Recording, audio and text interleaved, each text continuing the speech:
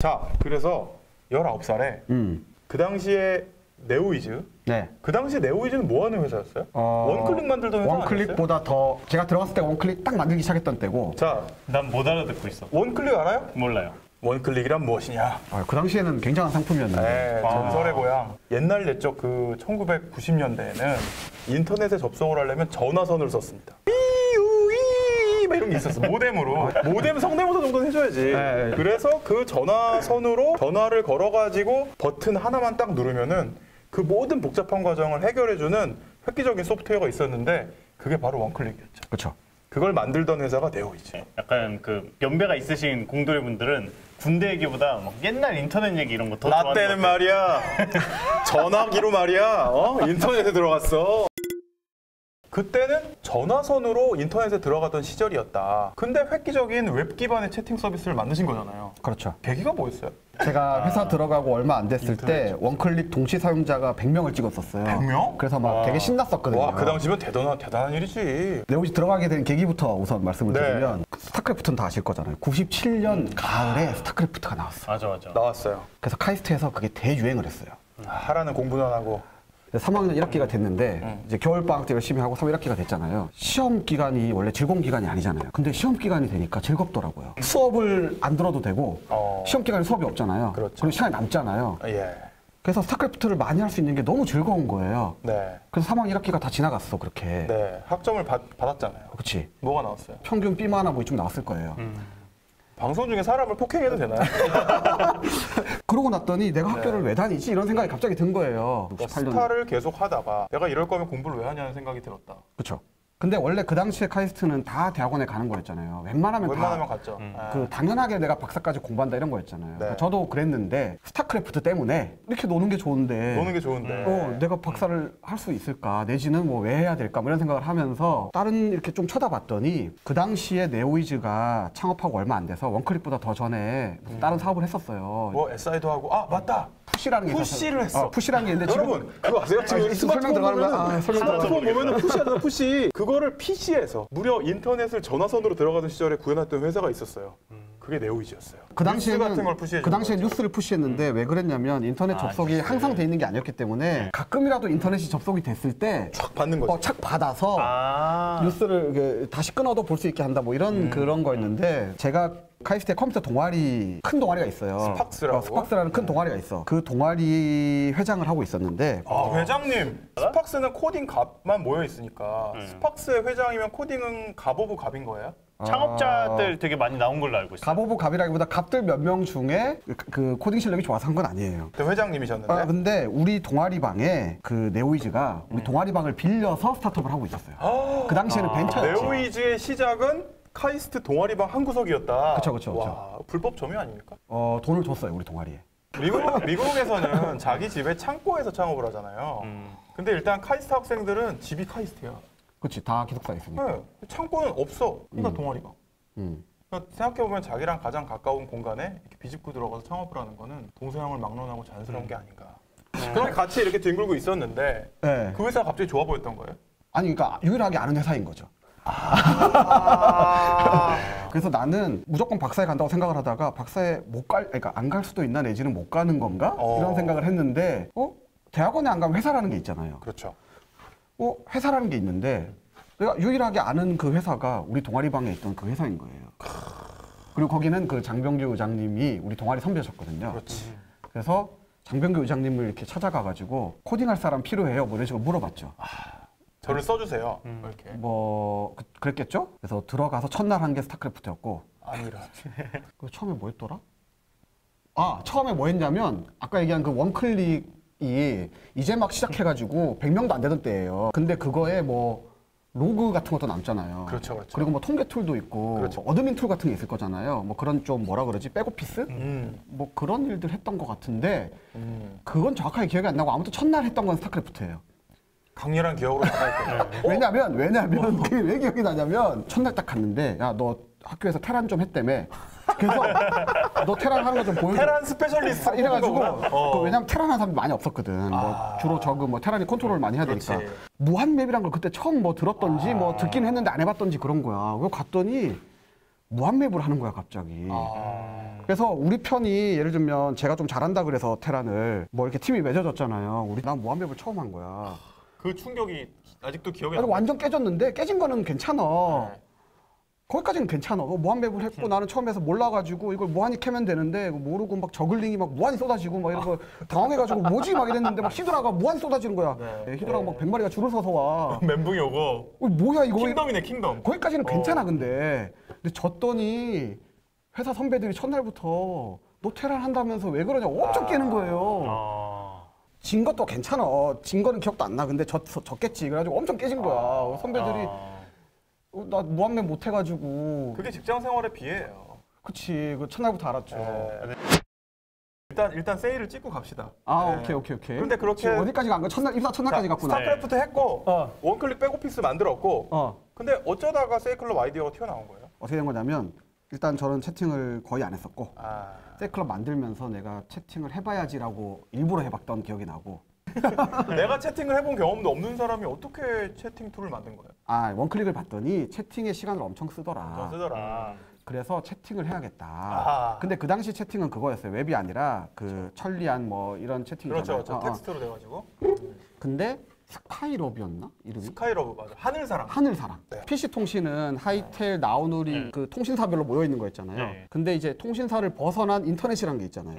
이 인터넷에 채팅을 해야 되잖아. 근데 그거는 프로그램을 깔았어야 됐고 제가 보기에는 되게 뭐랄까 프로그램적으로 좀 이렇게 완성도도 낮아 보이고 좀 안 좋아 보였어요 프로그램이. 근데 제가 마침 자바라는 게 있잖아요.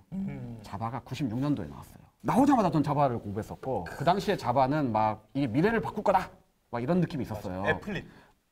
애플릿이 미래다 막 이랬어요. 가지고 제가 거기에 넘어가가지고 그 당시엔 제가 철학적으로 막 오픈 소스, 리눅스, 뭐 자바 막 이런 거 넘어가 있던. GPL 뭐 이런 지금도 거. 좋아해요. 지금도 좋아하는데 그래가지고 자바를 알고 있었는데 이 채팅 그 스카이럽 이런 걸 보니까 좀 허름해 보였고 웹이 또 미래잖아요. 미래죠. 웹이 미래인데 눈에 안 보이는 애플릿을 딱 심고 나머지를 웹으로 하고 이거를 백엔드랑 어떻게 전체 시스템을 완성하는 거에 대해서 저 혼자는 생각이 이제 좀 완성이 안 됐고 배틀그라운드를 백엔드를 책임지고 계신 신승우 선배가 있었어요. 그 선배님하고 얘기를 해가지고 이렇게 시스템을 만들면 웹에서 눈에 보이지도 않는 애플릿을 가지고 웹으로 채팅을 구현할 수 있겠다 이런 생각을 한 거예요. 제가 98년도에 이제 애플릿을 심으면서 약간 비표준적으로 어거지로 그 지금의 페이스북 메신저 웹에서 되는 그런 거를 98년도에 만든 거였어요. 이게 되게 혁신적이었다는 거는 그 당시에는 웹페이지는 되게 스태틱한 그냥 종이야 종이. 내용이 변경이 안 돼. 그치. 네, 이런 게 그 스탠다드였거든요. 근데 그거를 액티브하게 채팅창으로 쓸 수 있다는 아이디어를 낸 거예요.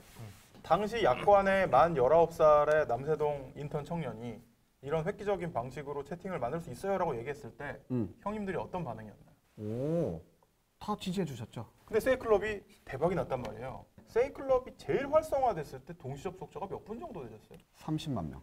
와, 여러분 이거 진짜 충격적이지 않나요? 처음에 들어가셨을 때는 원클릭 사용자가 하루에 100명이었다고 지금 하셨잖아요. 동시 100명. 동시 100명. 근데 여기는 동시 접속자가 30만 명까지 경험을 하신 거예요. 세이클럽 채팅방에 들어갔던 기억이 나는데 그때는 익명, 불특정 다수가 모이는 채팅방이 너무 신선하고 재밌었거든요. 근데 지금 그런 서비스가 전부 다 죽었어. 그때 젊었을 때 채팅 어떤 방 주로 들어가셨어요?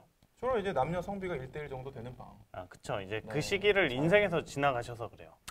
지금도 있나요 그런 것들이? 당연히 많죠. 앱이나 있나요? 이런 것들 많죠. 그러네. 뭐 랜덤 채팅 그래. 뭐 GPS 기반으로 뭐 1km 반경 뭐 그냥 스쳐 지나가면 알람 주는 거 이런 것들 되게 많은데. 있는데 내가 아재라서 모르는 거구나. 그러니까. 그쵸. 세이클럽 그러니까 네오이즈에 19살 때부터 몇 살 때까지 계셨던 거예요? 몇 년 계셨던 거예요?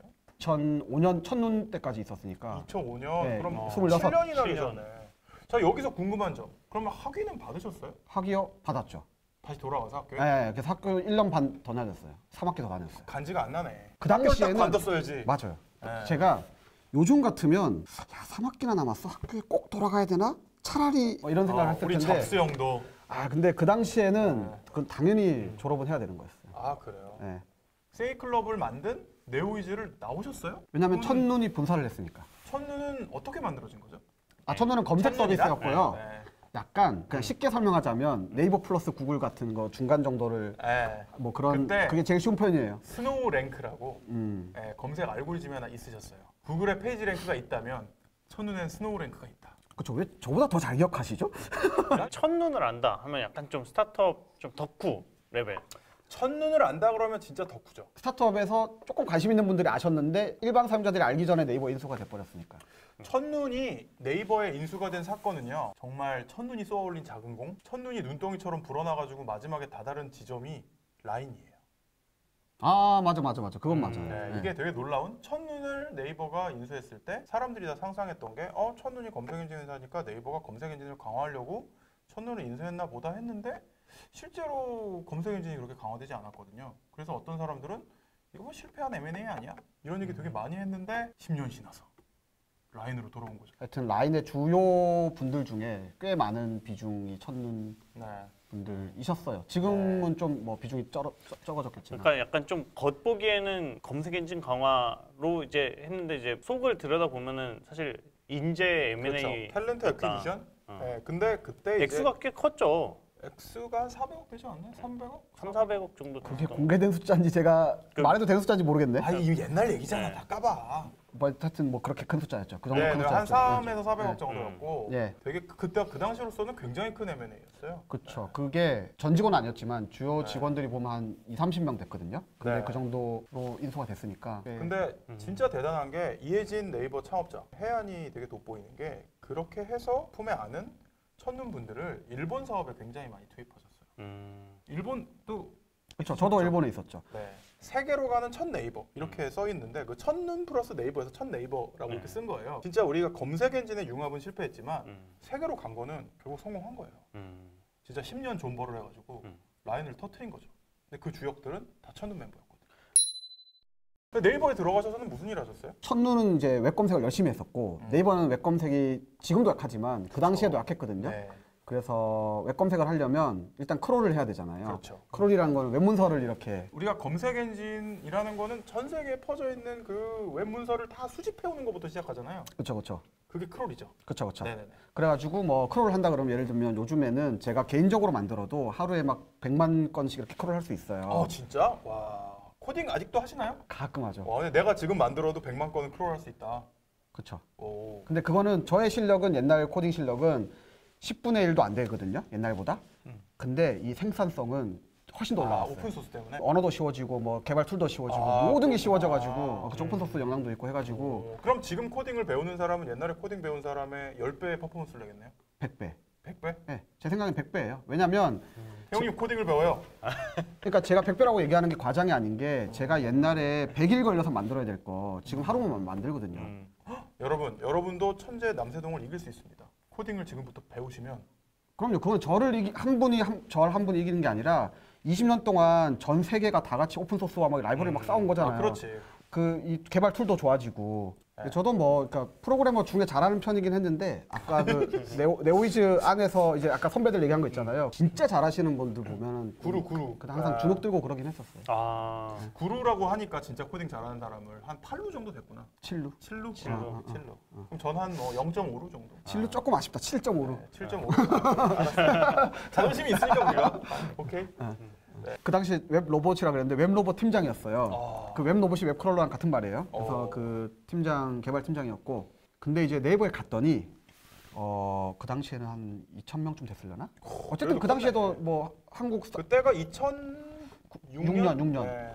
1,000명이 있으려나? 아무튼 뭐 컸어요. 제가 인수가 됐으니까 그리고 저도 뭐 스톡옵션인지 뭐 주식인지 기억도 안 나지만 그게 있었으니까 그래가지고 예의상 락업은 안 걸려 있었어요. 아 그래요? 그럼 나가도 되는 거였어요? 네이버가 되게 원래 M&A 할 때 락업은 정말 중요한 사람한테만 거는데. 그러니까 네이버가 좋은 회사였던지 뭐 그 당시 누가 협상을 나만 안 걸렸었나? 그럴 수 있어요. 아닌데 법적으로는 좀 나가도 됐었는데 저도 상도의도 있고. 그렇지. 그래서 제가 그 당시 기억나는 거 이런 거 기억나요. 제가 상도이상 1년은 있어야겠다. 뭐 이런 얘기를 하고 다녔더니 저 이제 좀 위에 분들이 상도이상 5년은 있어야 되지 않냐. 차라리 락업을 걸지. 5년이 웬 말인가? 노예인가? 이거는 또 직장인의 뭐 어떤 얘기를 할 수 있는데 또 재밌는 주제가 있어요. 회사를 못 나가는 그 직장인의 그 직장인 애완도 또 겪으신 거. 이제 3년이 지나서 3년. 제 마음속에 락업이 3년이었어요. 이제 난 가야지. 예의상 락업이 3년이었어요. 그래서 2009년이 되고 났더니 역시 네이버는 나랑 좀 안 맞는 것 같다. 그래가지고 나오려고 했더니 그때 나올 때 제 생각이 이제 한국은 됐으니까 세계로 가자. 저 개인적으로는 세이클럽도 이미 일을 시작하자마자 운 좋게 한국 제일 큰 서비스를 한 거잖아요. 30만 동접을 찍었는데 뭐. 그 가입자가 2천만이 넘었어요. 그러니까 그럼 대한민국 국민이 다 성인이 2000년도에 가입자가 2천만이 넘었어요. 그러니까 저는 되게 운이 좋았던 건데 일을 시작하자마자 21~22살에 한국 전체 사용자가 뭐 이렇게 됐잖아요. 그러니까 저는 그때부터 계속 이 다음은 세계다 이렇게 생각하고 있었거든요. 이제 세계로 나가야겠다. 그러면 당연히 실리콘밸리잖아요. 그렇죠. 그다음 생각나는 건. 그래서 실리콘밸리 가려고 했는데 막 그런 생각을 하고 있던 와중에 네이버 재팬에서 그 먼저 가 계시던 신중호 이사님이 네. 그 아까 얘기한 첫눈에 그 시촌 네. 하셨던 신중호 이사님께서 야 너 일본으로 와 이러시는 거예요. 그래서 제가 그 당시 이게 생각했던 게 실리콘밸리 가면 내가 구글에 가면 이런 계산을 한 거죠. 구글에 가면 그냥 막내 개발자 하겠지? 막내 개발자로 뽑아줄 것 같았어 내 느낌에. 구글에서 뭐 설마 막내 개발자로 안 뽑아줄까? 근데 너무 구글의 위상을 그 당시에 높게 본 거 아니에요? 지금도 높게 봐요. 아 그래? 그래도 구글 취업 잘들 하더라고요. 근데 지금 조금 이제 저도 이제 조금 머리가 굵어지고 제가 구글의 매니저다 이렇게 생각을 해보면 사실은 아시아에서 뭐 세이클럽 했고 이런 경험 있으면 그렇죠. 사실은 그렇죠. 그냥 해줄 것 같은데. 뭐 PM이나 뭐 괜찮은 걸로 더 했을 것 같은데 그 당시 제 생각에는 그 막내 개발자로 뽑아줄 것 같았어 구글에서. 그걸로 뽑아주겠지. 그래서 라인에 낚였구나. 그래가지고 면접 보는 것도 좀 귀찮고 뭐 이런 것도 있었는데 아는 사람 있는 사람 귀찮아서 가자. 구글에 안 갔다. 귀찮아서 구글을 버린 그리고 이제 천재 개발자. 제가 더 이상 개발자가 하고 싶진 않았거든요. 오케이. 개발은 저는 이제 그 당시 느낌은 뭐였냐면 이렇게 물론 저는 7.5류였지만 7.5류가 아니지 7. 뭐라고요? 7.5루. 7.5류였지만 그거에 그냥 만족했어요. 그 막 9루까지 이렇게 9루까지 되고 싶지 않다. 되고 싶지 않았을 수도 있고 안 될 것 같기도 했고. 그래서 일본으로 아예 거처로 옮기신 거예요? 그렇죠. 그래가지고 이제 저는 어쨌든 좀 해외로 나가고 싶었어요. 그러니까 네이버 재팬이란 게 있고 한번 가보자. 저는 거기 이제 다시 정리하면 거기 가면 그래도 개발자 안 해도 될 것 같고 뭔가 팀을 이끌 수 있을 것 같고 뭔가 면접 안 봐도 되고. 처음엔 네이버 재팬이었고 2011년에 라인이 생겼죠. 이제 거기서 주요하게 했던 것들이 어떤 건지. 여러분이 알만한 걸 만드셨죠. 거기서. 뭘 만드셨죠? 라인이 되게 잘 될 때는 그걸 라인 본체라고 저희는 부르는데 메신저. 카카오톡이면 카카오톡 본체가 있잖아요. 그 라인 본체는 제가 한 일이 아니에요. 저는 옆에서 이렇게 구경했어요. 와 저렇게 성장하는구나. 글로벌 스케일로 성장했어요. 또 다른 또 스케일이구나 뭐 이렇게 봤고 그러다가 2013년도인가부터 라인 카메라라는 앱을 만들어요. 라인 카메라. 그 당시에 저는 라인 카메라 오래 하다 보니까 이제 동영상이 좀 보였어요. 가지고 동영상의 시대가 올 것 같다. 참고로 2014년, 15년 이때만 해도 틱톡 같은 게 뜰 거라고 잘 상상이 안 되던 때예요. 맞아요. 지금은 틱톡의 시대잖아요. 근데 아무튼 저는 카메라의 흐름을 좀 보니까 이제 동영상이 좀 될 건가? 하고 동영상이 좀 하고 싶었어요. 그 다음에 신중호 님께서는 일본에서 이제 신상이라고 부르는 신상께서는 셀카다. 셀카를 해라. 또 제가 개긴다 그랬잖아요.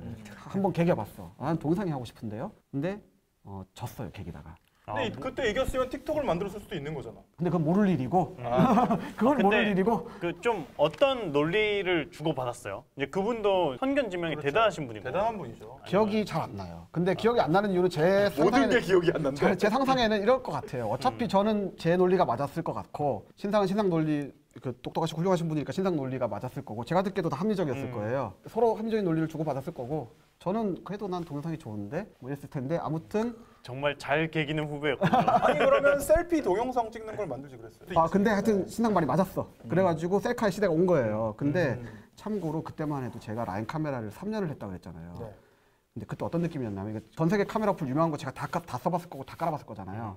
어떤 자신감이 있었냐면 전 세계 5손가락 안에 요 한 손 안에 들어올 것 같다. 약간 이런 자신감이 있었어요. 라인 카메라 만들면서. 멋지네. 근데 그게 이제 카메라 시장에 대한 흐름에 대한 느낌에 대한 자신감이나 뭐 기능에 또는 뭐 만드는 방법, 기술적인 거, 뭐 디자인적인 거 이런 자신감이 있었거든요. 그런 자신감이 있는 와중에도 셀카가 어느 정도로 리스키해 보였냐면 이게 잘 모르고 확신이 없을 때 아까 리스크 말씀하셨는데 리스키하다는 게 카메라 앱을 다 깔긴 하잖아요. 라인 카메라도 깔고 뭐 이렇게 기본 카메라도 있고 까는데 많이 쓰는데 야 그래도 셀카만을 위해서 앱을 깐다는 건 이게 바탕화면 하나 차지하는 거고 뭐 어플 공간도 차지하고 뭐 이잖아요. 셀카를 위해서 앱을 하나를 깔까 사람들이. 그게 제일 큰 고민이었어 그 당시에. 본인이 그 시장을 안다고 제 딴에는 내가 시장을 안다고 생각했음에도 그게 제일 큰 의문이었다는 거예요. 그러니까 시장이 진짜 예측하기 진짜 힘들어요. 그래서 이제 삐우길리를 만들었어요. 근데 처음에는 그렇게 터지진 않았어. 근데 저 동영상이 하고 싶다 그랬잖아요. 동영상. 동영상이 너무 하고 네. 싶은데 어거지로 막 셀피를 했잖아. 셀피를 했어. 그래서 셀카에 최적화된 어플을 어쨌든 만들었어. 셀카에 최적화된 어플이라는 게 그 당시에는 좀 카메라 앱을 켰는데 전면이 제일 먼저 나오고 후면 기능 없고 아예. 그다음에 막 찍었는데 저장 안 하고. 후면이 없구나. 후면이 없었어요 처음에. 네. 그 정도 건전이 있어요. 네. 그리고 카메라 앱인데 찍었는데 저장 안 하는 앱은 삐우길리밖에 없었어요.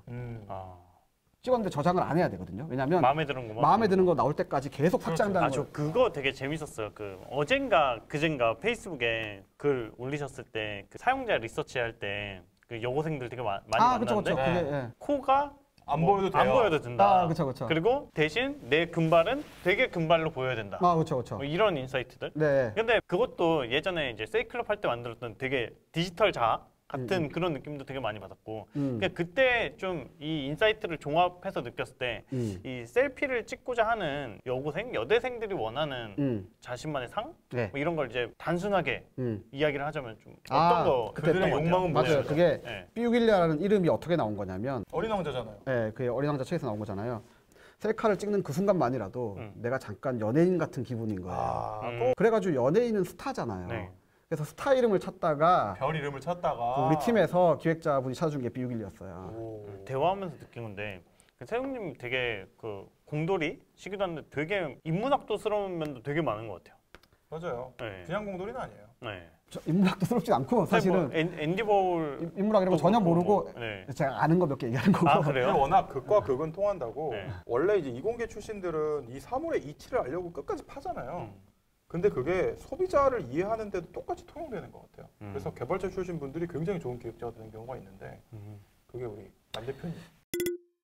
저는 사실 이런 자리도 이렇게 원래 썩 좋아하는 성격은 아니에요. 좋아하고 있는데 지금 되게 좋아하고 있는데? 아니에요. 흥이 올랐는데 아니에요. 지금. 네, 아니에요. 맞아요. 처음 봐요 이런 거. 순간적으로 흥이 올 수는 있지만 네. 이게 저는 약간 이런 거예요. 그러니까 저 사람 만나고 막 이런 거 좀 스트레스 받고 이러거든요. 저는 회사라는 게 어쨌든 서비스를 하는 거잖아요. 물건을 네네. 팔건 서비스 제품을 만들건 물건을 팔건 이기적으로 보면 우리가 돈을 벌고 뭐 수익을 벌고 명예를 높이고 이런 거고 이타적으로 보면 서비스를 제공하고 뭐 물건을 팔고 이런 거잖아요. 그렇죠. 근데 이기 이타 이 밸런스가 없으면 회사고 서비스고 다 오래 갈 수 없다고 보거든요. 그러니까 이 밸런스인 건데 그거는 뭐 개인적으로 봐도 그렇죠. 회사뿐만이 아니라 그렇죠. 제 개인도 사회를 살아가는 개인이 제 개인도 너무 이타적이면 바보가 호구가 되는 거고 그렇죠. 망하는 거고 이기적인 것도 너무 이기적이면 또 사람들이 다 싫어할 거면 그렇죠. 그것도 망할 거잖아요. 네네. 근데 사용자들을 알려고 하다 보면은 제가 그게 너무 뭐랄까 인문학이 좋아서 막 인문학을 공부하고 이런 게 아니라 사용자를 알려고 하다 보면 막 공부하다 보면 심리학이 나오고 심리학이 하다 보면 막 철학이 나오고 이래서 막 주워 듣고 막 그러는 거예요. 그렇게까지 집중을 해가지고 B612도 꽤 성공을 시켰잖아요. 그래서 그 비우길리가 동영상 얘기를 해야지. 이거 하나만 돼. 나는 동영상 빨리 가고 싶어서 그랬지. 동영상 얘기 하나 해야 돼. 알았어요. 왜냐면 내가 그러니까 동영상 하고 싶었으니까 들어주자 하고 우리. 싶었는데 하고 네. 싶었는데 그 얘기는 해야지. 네. 그러니까 근데 저 그 당시에 잠깐 제가 제일 좋아하는 드라마 중에 NCIS라고 CSI 비슷한 거예요. 맞아요. 미 해군 뭐 이건데 네. 그거 오프닝을 보면 배우들 소개하는 뭐 이런 거 있잖아요. 네네네. 누가 나오고 하는 거. 네네네. 근데 갑자기 그걸 딱 보는 순간에 그러니까 이것도 일을 열심히 하면 이럴 수 있다는 걸 말씀드리고 싶은 건데 하나는 무조건 이 셀피 이 비우길리 잘 되게 하고 싶고 여기다가 동영상 기능을 넣고 싶었던 그렇지. 거예요. 맨날 그 생각을 하고 있는 와중에 그걸 본 거야 오프닝을. NCI에서 늘 보던 드라마인데 갑자기 어느 날 그 NCI에서 오프닝을 보니까 저게 배우들을 멋지게 소개하고 싶었을 거잖아요. 헐리우드에서. 그러니까 짜잔 이러면서 동영상. 헐리우드에 그 테크닉이 있었을 거잖아. 네네네. 근데 그게 뭐였냐면 이 화면이 이분할돼 가지고 정면, 측면 뭐 이런 식으로 나오는 거예요. 그리고 쫙 이렇게. 그리고 음악이 멋지게 깔리니까 배우들이 다 멋있어 보이는 거야. 저런 임팩트를 동영상으로 주면 되겠네 이렇게 생각한 거군요. 그래가지고 화면을 분할을 해서 동영상을 넣었는데 이 자기소개라는 게 뭐 3초 막 이러면 되니까 팀이 모여가지고 뭐 이제 여기다 음악을 넣자 뭐 4분할을 하자 뭐 3초가 좋을까 6초가 좋을까 이런 얘기를 하다가 하여튼 4분할 영상이라는 게 나왔어요. 네. 빡빡빡빡 이렇게 여러분이 잘 알고 있는. 그래가지고 삐빌리 하면 4분할 영상 기억하시는 분들이 많아요. 네, 그걸 했더니 맞아요. 뭐 갑자기 수지 뭐 이런 그 급의 그 분들이 막 수십 명이 써주시는 거예요. 그러더니 한국에서 그 4분할 영상이 데이트를 하더니 전 세계로 퍼진 거예요. 그거의 발명자신 거군요. 뭐 초기 아이디어는 제가 냈고 이제 팀이 다 같이 만든 거죠. 이 얘기의 결론은 뭐냐면은 우리가 배워야 될 거는 아무리 회사 일이 힘들고 고민이 많아도 미드는 봐야 된다. 아니 농담이 아니야. 진짜 내가 지금 막 몰입해 있는 일과 전혀 상관없는 일에서 아이디어가 나오는 경우가 진짜 많아요. 그래도 몰입된 상태를 유지하는 게 되게 중요한 것 같아요. 그 상태일 때서야 보이는 게 있거든요. 그렇지, 맞아. 그래서 끝까지 가야지 보이는 게 있어. 아니 근데 그렇게 일을 즐겁게 하시고 더군다나 도쿄 생활도 즐거우셨을 텐데 네, 나오셨단 말이에요. 그렇죠. 어떻게 된 거예요? 원래도 아까 얘기했지만 2009년에도 나오고 싶었잖아요. 2011년에도 나오고 싶었고 2013년에도 한 2년 너무 오래 있었지. 2년 중으로 계속 나오고 싶었어요. 그러니까 네. 갑자기 2015년도에 나왔다기보다 나오려고 했는데 내 안에 이게 쌓여서 계속 나오려고 했는데 내 안에 쌓였다기보다 아까 제가 직장인에 비해 얘기했잖아요. 이걸 네. 간단히 얘기하면 직장인들은 다 아실 거예요. 뭐냐면 나갈라 그러면 그동안 안 주던 뭔가를 자꾸 줘.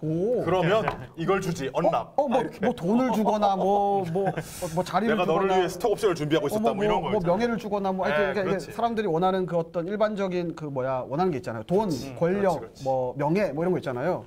그래서 나중에 봤더니 진작 줬으면 내가 더 충성을 다했을 텐데 나는 되게 아까 도덕적으로 스스로 아까 선녀라고 뭐 이런 사람인데 맞아요. 연봉 더 주고 했으면 진짜 충성을 다했을 텐데 그래가지고 원래 진작 나갔어야 되는 걸 못 나갔어. 근데 2015년이 되니까 무슨 생각이 들었냐면 2015년이면 이미 제가 나이가 30대 중반인 거예요. 그렇지. 얼마나 큰 결심을 했냐면 진짜 좋은 거 많았거든요. 그 당시에 제가 들고 있는 것도 많았어요. 그리고 나가려고 할 때 준다는 것도 많았어. 근데 진짜 완전 이 약 깨물고 진짜 나 이러려고 태어난 거 아니다. 근데 그때 그러면 뭐 창업에 결심이 있었던 거예요? 아니 일단 여길 나가야 된다. 여기 나가야 된다. 일단 나가자. 미래는 모르겠는데 내가 여기 있으면 평생 있겠네. 약간 이런 공포감. 그렇지. 왜냐하면 너무 좋으니까.